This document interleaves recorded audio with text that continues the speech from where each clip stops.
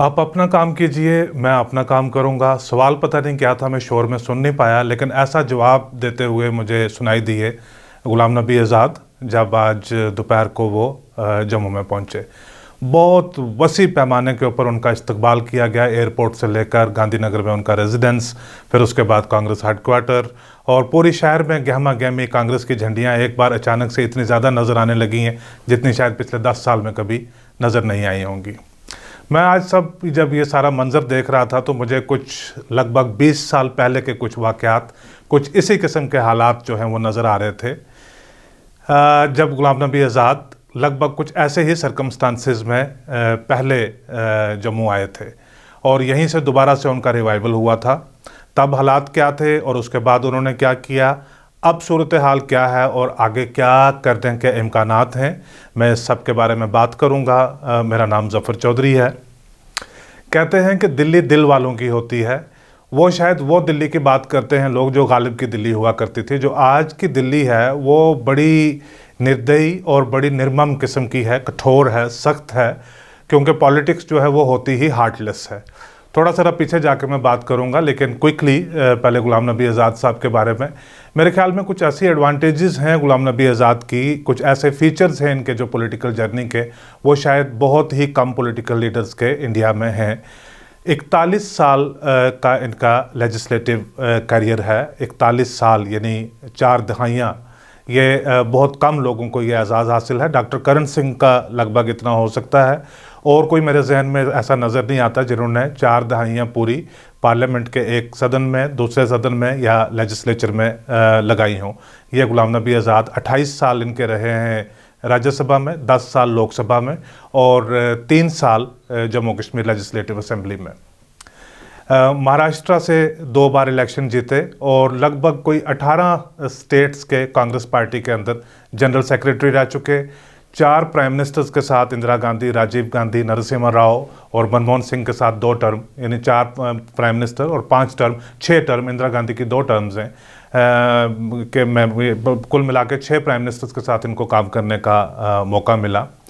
लेकिन दिल्ली में मुसलसल यानी गुलाम नबी आज़ाद को एक तरह से कांग्रेस का ट्रबल शूटर, कहीं पे तमिलनाडु में, आंध्र प्रदेश में कहीं पे भी बहुत बड़ी दिक्कत आ रही हो, कहीं अलायंस नहीं बन रहा है, जोड़ तोड़ नहीं हो रही है, कहीं पार्टी के अंदर बगावत हो रही है, तो सबसे बेहतरीन कौन होगा पार्टी का ऐसा मेंबर जो जाकर ऐसे इशू को रिजॉल्व कर सकता है। हमेशा गुलाम नबी आज़ाद को जाना जाता। लकी चार्म, कहीं पे काफ़ी वक्त से कांग्रेस की नंबरात नहीं आ रहे हैं, हुकूमत नहीं बन रही है, वहाँ पे इलेक्शन के इंचार्ज करके, जैसे आंध्र प्रदेश में इंचार्ज बनाकर भेजा जाए, तो कहते हैं कि गुलाम नबी आज़ाद को जहाँ पे जनरल सेक्रेटरी इंचार्ज बनाकर भेजा जाता है वो स्टेट बाउंस बैक हो जाती है, कांग्रेस को वहाँ पे नंबरात हासिल हो जाते हैं, कांग्रेस की गवर्नमेंट बन जाती है।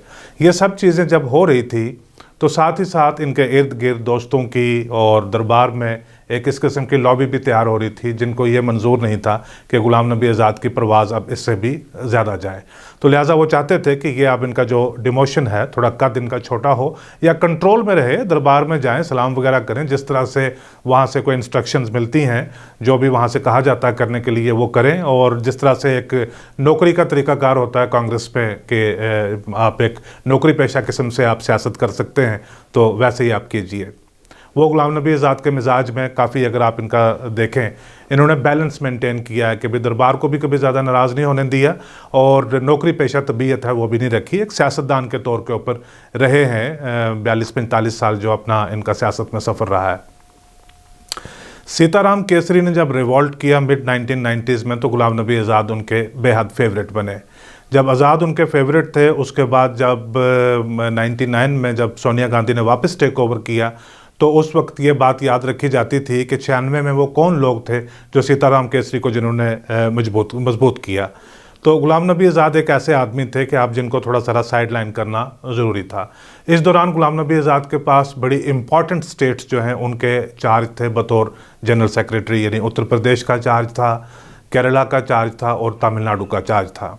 2001 में इंतखाबात हुए केरला में, वहाँ पे तो सीट्स अच्छी आई, यानी कांग्रेस की मेरे ख्याल से कोई 80 के करीब सीट्स, 64 के करीब, 64-65 सीट्स इन्होंने हासिल की, कांग्रेस पावर में आ गई। तमिलनाडु में जो पहले से पोजीशन है और बदतर हुई कांग्रेस की सीट्स में, वहाँ पे बहुत गिरावट हुई 2002 में। यानी कि 2001 का साल जो है ये एक इन्हांस्ड अकाउंटेबिलिटी का, इन्हांस्ड क्रिटिसिज्म का साल रहा कि जी ये स्टेट गुलाम नबी आज़ाद की थी, देखिए वहाँ पे क्या हाल हुए, फलां स्टेट में क्या हाल हुए। लेकिन सबसे जो बड़ी स्टेट और सबसे जो अहम स्टेट है, यानी जिससे कई प्राइम मिनिस्टर आते हैं, जो स्टेट ये तय करती है कि अब डायनेमिक्स चेंज हो गए हैं 2014 के बाद, लेकिन वो स्टेट तय करती है कि अब जो है देश में हुकूमत कौन बनाएगा। बीजेपी ने भी जाकर उत्तर प्रदेश को संभाला तो तब जाकर बात बनी। वहाँ के भी जनरल सेक्रेटरी इंचार्ज थे गुलाम नबी आज़ाद। फरवरी मार्च 2002 में जब वहाँ के असेंबली इलेक्शन के नताइज आए तो कांग्रेस की परफॉर्मेंस बहुत ख़राब आई। इतनी भी ख़राब नहीं, यानी कांग्रेस की तो टोटल 35 ही सीटें थी, 400 कुछ मेंबरान की असेंबली है, उसमें कांग्रेस की प्रीवियस असेंबली जो 96 का इलेक्शन हुआ था उसमें 35 ही सीटें थी। अब जब गुलाम नबी आज़ाद के अंडर कांग्रेस ने इलेक्शन लड़ा तो वो 35 से घट के 25 आ गई। यानी ये वर्स्ट जो परफॉर्मेंस है। उसके बाद वर्स्ट देखना था आखिरी इलेक्शन है, उसमें टोटल 7 सीटें आई हुई हैं। ये मेरे ख्याल से 1984 या 85 में आखिरी बार था जब कांग्रेस की 200 से ज़्यादा 265 के करीब सीटें आई थी। उसके बाद मुसलसल एक डिक्लाइन चल रहा था, लेकिन 2002 में पकड़ लिया सब ने। उन्होंने कहा कि गुलाम नबी आज़ाद का मानते थे कि भी बहुत बड़ा एक तुर्क का पता है, गुलाम नबी आज़ाद लकी चार्म है, गुलाम नबी आज़ाद ट्रबल शूटर हैं, उनको उत्तर प्रदेश भेजा तो आप देखो उत्तर प्रदेश की कारकर्दगी क्या हुई। उसी दौरान यहाँ पे जम्मू कश्मीर में प्रदेश कांग्रेस कमेटी के प्रेसिडेंट हुआ करते थे मोहम्मद शफी कुरैशी। कुरैशी जम्मू कश्मीर आने से पहले कई रियासतों के गवर्नर रह चुके हुए थे, तो बड़ा एक एरिस्टोक्रेटिक टाइप का उनका स्टाइल होता था। थोड़ा सारा वो जहाँ पे भी वो बात करते थे थोड़ी कंटेम्प्ट के साथ बात करते थे जो बाकी कांग्रेस लीडरान हैं उनके लिए। जिस दिन कुरैशी आए यहाँ पे 9 अगस्त 2001 को जम्मू में आए, सबसे पहले मैंने उनका इंटरव्यू किया, मैंने उनके साथ बात की। मेरे साथ इंटरव्यू में उन्होंने गुलाम नबी आज़ाद के ख़िलाफ़ बात की, उन्होंने गुलाम रसूल कार के खिलाफ बात की, यहाँ तक कहा कि देखिए जो कांग्रेस के लीडर हैं उन्होंने कांग्रेस को हड़प लिया, यहाँ पे जो खिदमत ट्रस्ट की प्रॉपर्टीज़ थी, प्रेस वगैरह थी, वो बेच बाच डाली गुलाम रसूल कार ने, और जो ज़मीन है वो उन्होंने हड़प ली श्रीनगर में। मैंने छाप दिया उसी तरह से, और दूसरे दिन वो काफ़ी सुर्खियों में चर्चा में आ गए। जहाँ पर भी किसी जलसे में जाते थे, किसी इंटरव्यू में बातचीत होती थी तो कुरैशी गुलाम नबी आज़ाद के बारे में कोई ना कोई बात ज़रूर कर दिया करते थे। तो लिहाजा आज़ाद और कुरैशी के बीच एक कोल्ड वार शुरू हो गई। कुरैशी एक नेशनल प्रोमिनेंस में गुलाम नबी आज़ाद से 7-8 साल पहले आ चुके हुए थे। यानी आज़ाद लेट 1970s में पहली बार या 81 में पहली बार डिप्टी मिनिस्टर बने। कुरैशी 10 साल पहले minister of state for Railways बन चुके हुए थे इंदिरा गांधी के साथ। कांग्रेस में एक बहुत बड़ा कल्चर है, अब तो आपके पास फेसबुक है, ये है व्हाट्सएप है, कोई भी चीज़ होती है आप इमीडिएटली उसको सर्कुलेट कर देते हैं। कांग्रेस में एक बहुत बड़ा कल्चर होता है, जैसे आप बीजेपी में देखते हैं ना, ये मुख्तलिफ तरीके से काम करते हैं। ये बूथ के ऊपर जाते हैं, अपने वर्कर को स्ट्रेंथन करते हैं, देखते हैं पिछले इलेक्शन में किसने वोट दिया था, अगले इलेक्शन में कौन वोट दे सकता है, किसको अपने साथ हम ला सकते हैं, ये जोड़ने की कोशिश करते रहते हैं। कांग्रेस वाले क्या करते हैं कि अपने हेडक्वार्टर पे जाते हैं, वो न्यूज़पेपर्स की कटिंग्स वहाँ पे इकट्ठी करते हैं और वहाँ से फैक्स करते रहते हैं दिल्ली। यानी एक ने स्टेटमेंट दी, उसके खिलाफ दूसरे के खिलाफ फैक्स कर दी, अखबार में खबर आई वो फैक्स कर दी। तो कुरैशी जब जब तकरीर किया करते थे, ये यहाँ से एक उसकी कटिंग लेकर उसको फोटो स्टेट करवा के दिल्ली में आज़ाद साहब को फैक्स करके भेज देते हैं, देखिए कुरैशी आपके लिए ये बातें कर रहा है। तो दिल्ली में कुरैशी के ख़िलाफ़ गुलाम नबी आज़ाद वहाँ पे माहौल गरमा कर रखते थे और यहाँ पे कुरैशी आज़ाद के ख़िलाफ़ माहौल गरमा कर रखते थे।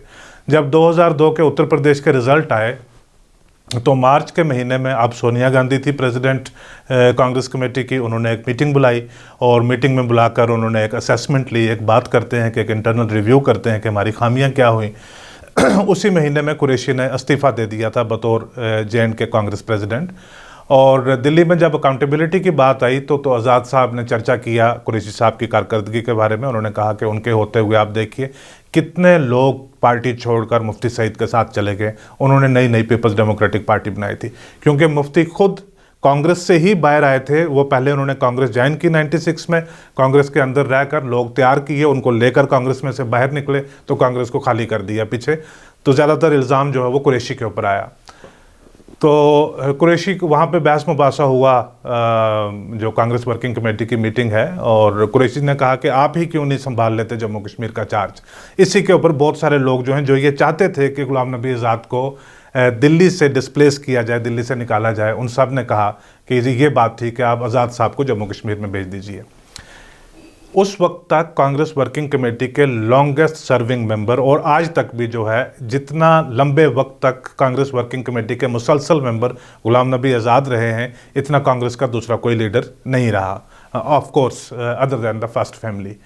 गुलाम नबी आज़ाद का उस वक्त तक बहुत सारी स्टेट्स के ये जनरल सेक्रेटरी रह चुके हुए थे, और कई प्रदेश कांग्रेस कमेटी प्रेसिडेंट्स जो बड़ी बड़ी स्टेट्स के हैं, उनके जो अपॉइंटमेंट के ऑर्डर्स हैं वो गुलाम नबी आज़ाद अपने हाथों से इशू कर चुके हुए थे।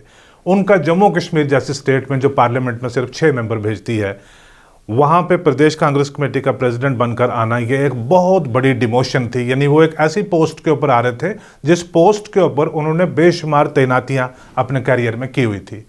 दिल्ली में उस वक्त इतना ज़्यादा ये सोशल मीडिया, बहुत ज़्यादा टेलीविज़न वगैरह नहीं हुआ करता था, तो दिल्ली में जब लोगों ने पूछना शुरू किया, जो कांग्रेस के स्पोक्समैन हैं, कांग्रेस के बड़े लीडर हैं, कि आप एक्सप्लेन कीजिए, यानी मीडिया पर्सन्स ने जो पूछना शुरू किया, इंटरव्यूज़ लेने शुरू किए कि एक्सप्लेन कीजिए कि गुलाम नबी आज़ाद जैसे कदावर लीडर को आपने जम्मू कश्मीर में क्यों भेजा, तो कांग्रेस के जितने स्पोक्समैन हैं वो भाग गए। किसी ने भी कोई फेस करने की पोजीशन में नहीं था कि वो बता पाए। सिर्फ जयपाल रेड्डी हैं, उन्होंने थोड़ी सारी हिम्मत जुटाई और उन्होंने कहा कि नहीं, देखिए जम्मू कश्मीर में इस साल इंतखाबात होने वाले हैं, असेंबली इलेक्शंस होने वाले हैं, तो इसलिए हमने गुलाम नबी आज़ाद को जम्मू भेजा है। दरअसल बात ये थी कि गुलाम नबी आज़ाद को दिल्ली से किसी तरीके से निकालना था। जो दिल्ली में उनका बढ़ता कद था कि आगे जाकर उनकी क्या पोजीशन बने थी, उसको प्रीएम्प्ट करना था, इसलिए उनको जम्मू कश्मीर भेजा गया था। यहाँ पे आए, इन्होंने बहुत मेहनत की। कुछ ही महीने रह गए थे 2002 के इंतखाबात को, जो अगस्त सितंबर में इलेक्शन का प्रोसेस शुरू हो गया। तो 27 मार्च 2002 को इनका ऑर्डर निकला अपॉइंटमेंट का बतौर कांग्रेस प्रेसिडेंट। 10 अप्रैल को ये जम्मू आज़ाद साहब जब तशरीफ़ लाए, तो जैसे आज एयरपोर्ट पे आए तो लाइन लगा के कांग्रेस के सारे लोग फूल गुलदस्ते वगैरह लेकर खड़े थे, और बाहर एक जनता का हजूम, एक खलकत पूरी, ट्रैक्टर, कारें, गाड़ियां, स्कूटर, मोटरसाइकिल बेशुमार ये इतने लेकर खड़े थे। 12 बजे के करीब ये जम्मू पहुंच के जनाना पार्क में इनका जलसा था, और वहाँ पे पहुँचते पहुँचते 3:30-4 बज गए, क्योंकि इतना रास्ते में रश था। जगह जगह लोगों ने वेलकम के इंतजामात रखे थे। कांग्रेस में एक साइकोफेंसी का भी बहुत बड़ा कल्चर है कि हर एक लीडर अपनी एक टुकड़ी लेकर एक जगह पर खड़ा होगा, और वहाँ पे बड़े बड़े बैनर लगे हुए होंगे कि ये उसका वेलकम है, ताकि आने वाले लीडर का सामने नज़र पड़े कि देखिए ये इतने सारे लोग इकट्ठे करके लाया, ताकि वो नोटिस हो जाए। जब जनाना पार्क में पहुंचे, मैंने इसको अकम्पनी किया पूरी जर्नी को, ये देखने के लिए, स्टडी करने के लिए कि होता क्या है, लोगों के जज्बात किस तरह से होते हैं, पॉलिटिकल सेंटिमेंट्स कैसे ऑपरेट करते हैं। जनाना पार्क में बहुत बड़ा जलसा हुआ। आज़ाद साहब को उससे पहले भी मैंने सुना था, जलसे पहले भी सुने, उसके बाद में भी सुने, कवर भी किए, लेकिन वो सबसे लंबा इनकी तकरीर थी। लगभग कोई 2.5 घंटे लंबी इनकी तकरीर चली।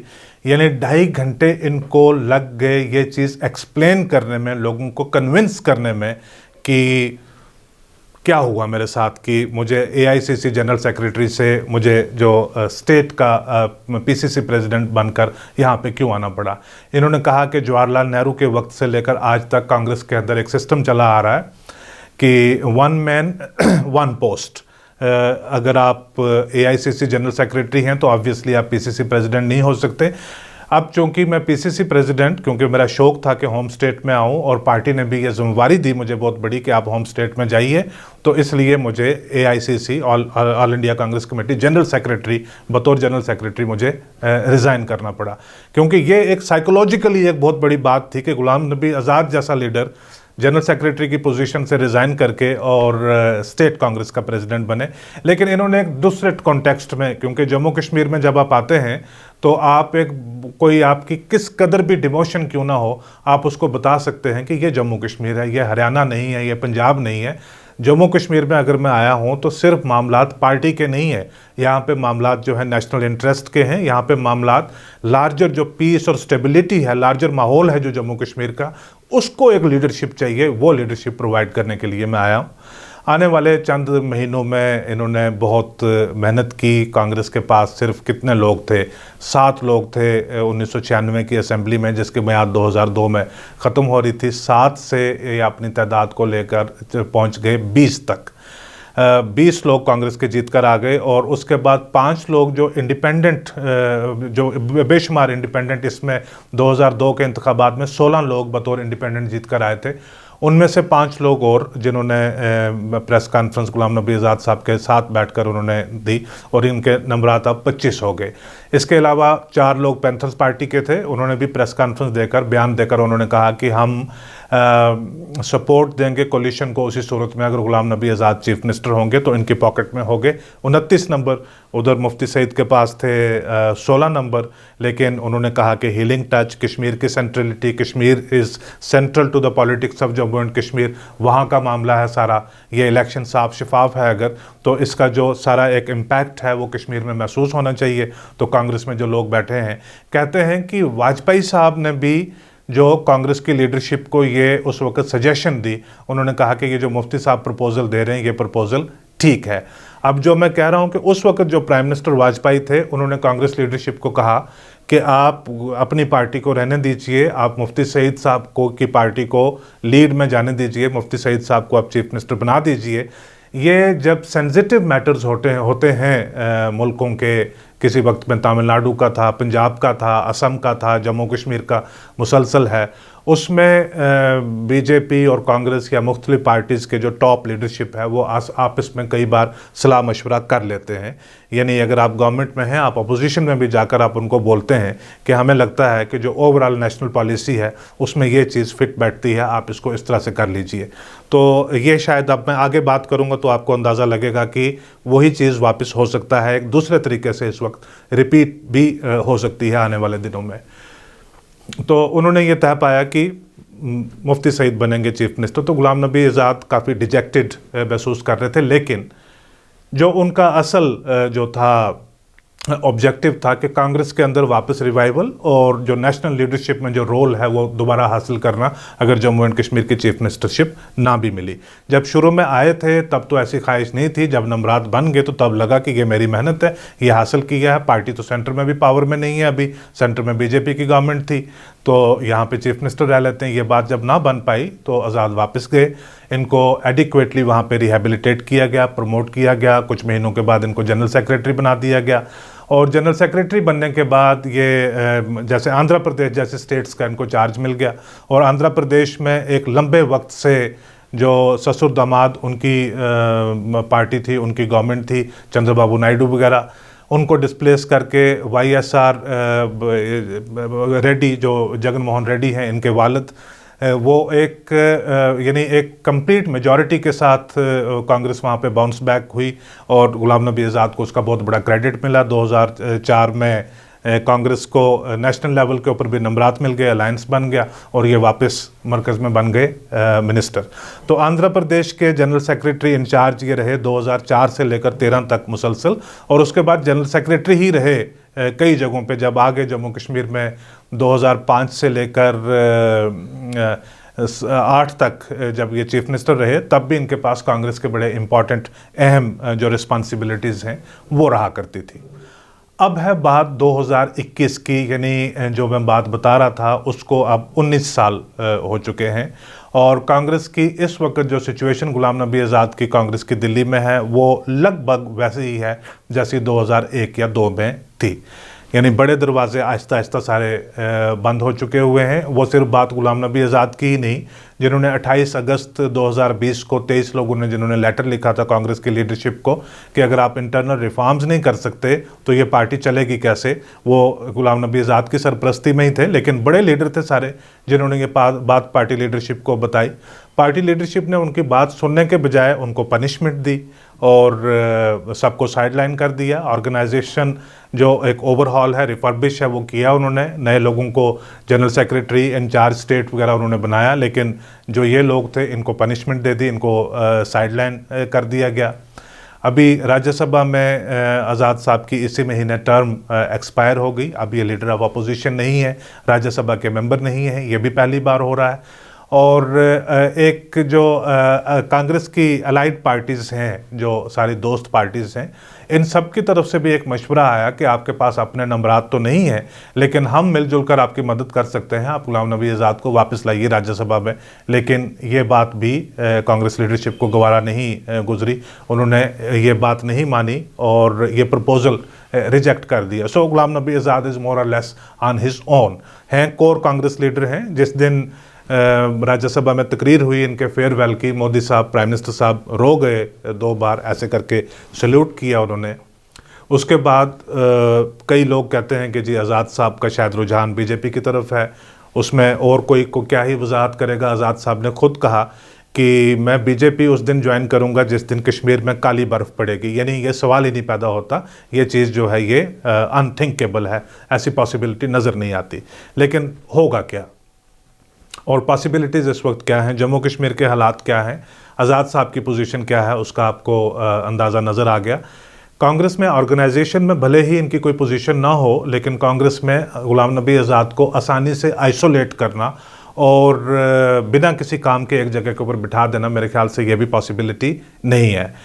आज जब जम्मू में आए हैं आज़ाद साहब, तो कम से कम वो जो 23 लीडर्स हैं जिन्होंने चिट्ठी लिखी थी वो सारे वॉच कर रहे हैं, और कम से कम उनमें से 6 लीडर ऐसे हैं जिनमें से कपिल सिब्बल, विवेक तनखा वगैरह ये शामिल हैं, जिनका ये भरपूर तावन है आज़ाद साहब के साथ, ये भरपूर सपोर्ट है, और वो ये चाहते हैं कि गुलाम नबी आज़ाद जम्मू से, ख़ास करके जम्मू कश्मीर से एक ऐसा माहौल तैयार करें कांग्रेस का, एक ऐसा माहौल तैयार करें पार्टी का कि सेंटर में उनको अंदाज़ा हो कि ये जो लीडर्स हैं जिनको हमने आइसोलेट किया था, इनके जो अपने रीजन्स हैं वहाँ पे इनका इन्फ्लुएंस है, ये बड़ा काम कर सकते हैं।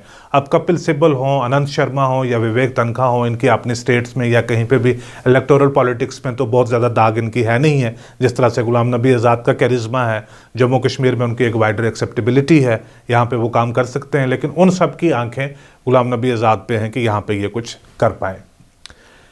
अगले महीने यानी मार्च की 3 तारीख को जो इस वक्त के कांग्रेस के स्टेट प्रेसिडेंट हैं गुलाम अहमद मीर, जिनकी लीडरशिप में कांग्रेस ने एक मुसलसल डिक्लाइन देखा है, मुसलसल डिक्लाइन यानी हर सतह के ऊपर जो भी इलेक्शन जहाँ पे भी हुआ है, और बहुत सारे लोग जो मीर को याद रखा जाएगा कि उनके जो दौरे लीडरशिप, उनकी जो सरपरस्ती के अंदर टॉप कांग्रेस लीडर जो हैं वो पार्टी छोड़कर यहाँ वहाँ चले गए। 3 मार्च को उनको पूरे 6 साल हो जाएंगे बतौर कांग्रेस प्रेसिडेंट जम्मू कश्मीर में बैठे हुए। कांग्रेस में ये कल्चर तो है नहीं है कि आप हर साल इलेक्शन करवाएं और आप डेलीगेट्स को बोलें कि आप वोट डालें। वो तो दिल्ली में ही सारा फैसला होता है, क्योंकि ये कॉन्स्टिट्यूशन कहता है कि प्रेसिडेंट डिसाइड करेंगी। वो अपने AICC को या CWC को या स्टेट की जो वर्किंग कमेटी है उनको बोल देंगे कि ये हमने इनको दोबारा से नॉमिनेट कर दिया, अपॉइंट कर दिया, हमारे मंजूर नज़र हैं, ये चलते रहेंगे। वो इसी तरह से होगा। बहुत सारे लोग जो हैं विद इन कांग्रेस, जिनके आज वो थे फूल गुलदस्ते वगैरह तो लेकर आए हुए थे, लेकिन उनके चेहरे मुरझाए हुए नज़र आ रहे थे। बहुत सारे जो थे वो बबल कर रहे थे एनर्जी के साथ, एंथुसियाज्म के साथ। वो जो कांग्रेस में जो कोर कांग्रेस के लोग हैं बहुत सारे, वो चाहते हैं कि गुलाम नबी आज़ाद आएँ, जम्मू कश्मीर में ज़्यादा वक्त बिताएं, यहाँ पे काम करें और कांग्रेस का रिवाइवल हो। कम से कम कांग्रेस की भी एक एक्टिविटी हो, कांग्रेस की भी एक विजिबिलिटी हो। कांग्रेस की विजिबिलिटी इन्हांस हुई सिर्फ 1 हफ्ता पहले। 1 हफ्ता पहले से आप अखबार का कोई पन्ना पलटें, फेसबुक देखें, ट्विटर देखें, यहाँ देखें, वहाँ देखें, आपको हर वक्त जो हर जगह जो है वो कांग्रेस नज़र आ रही थी।